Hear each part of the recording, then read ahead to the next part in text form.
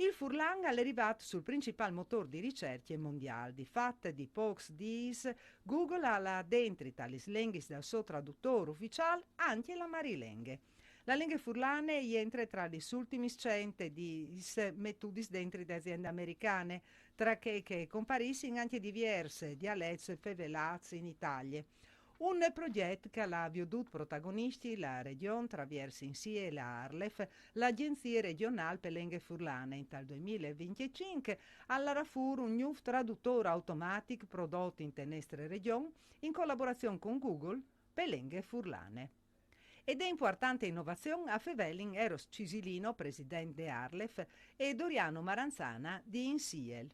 Come Arlef vin dat proseguimento a questa grande idea che era partita anche dal passato, ma come dagli ultimi science ha avuto concretezza, grazie anche alle competenze dall'Insiel e al supporto dalla regione Friuli Venezia Giulia, e che nos ha la possibilità di cominciare con questo percorso con Google, su Google Translate, per poter avere il Furlan appunto su questa piattaforma che è doprata ormai di tutti.